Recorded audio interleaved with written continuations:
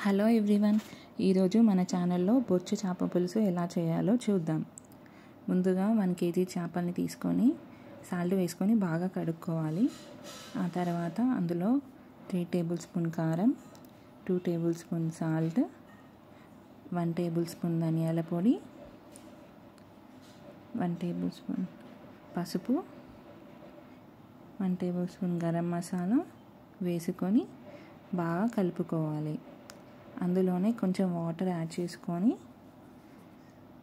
ముక్కలకు మసాలా బాగా పట్టేలా కలుపుకోవాలి.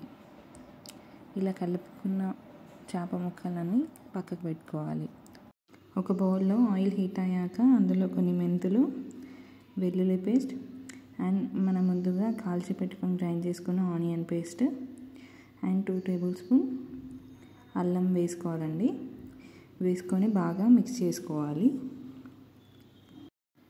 అందులోనే కొంచెం పసుపు వేసి బాగా మిక్స్ చేసుకోవాలి. ఆ తర్వాత మనం ముందుగా రెడీ చేసి పెట్టుకున్న బొచ్చు చేపల్ని వేసి బాగా మిక్స్ చేయాలి.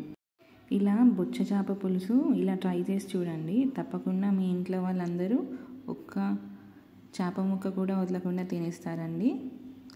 ఇలా మంచిగా మిశ్రమాన్ని కలుపుకున్నాక ఒక 5 minutes ఉడకనివ్వాలి. ఇలా అవుతుందండి. ఆ తర్వాత అందులో కొంచెం చింతపండు రసం వేసుకొని బాగా మిక్స్ చేయాలి. ఆ తర్వాత చేప ముక్కల్ని ఇలా ఈవెన్గా స్ప్రెడ్ చేసుకొని విరగకుండా అందులో ముక్కలు మునిగేలా వాటర్ యాడ్ చేసుకోవాలండి. ఆ తర్వాత ఒక 10 minutes చేప ముక్కల్ని ఉడకనివ్వాలి. ఒకసారి మధ్యలో మూత తీసి చూసుకొని మళ్ళీ ఒక 10 minutes ఉడకనివ్వాలండి. ఆ తర్వాత లాస్ట్కి అందులో కొంచెం గరం మసాలా, ధనియాల పొడి అండ్ గార్నిష్ కోసం కొత్తిమీర వేసి 5 minutes స్టవ్ సిమ్లో పెట్టి ఆఫ్ చేయడమే. ఆ తర్వాత చూస్తే ఎంతో రుచికరమైన బొచ్చు చేప పులుసు రెడీ అయినట్టే అండి.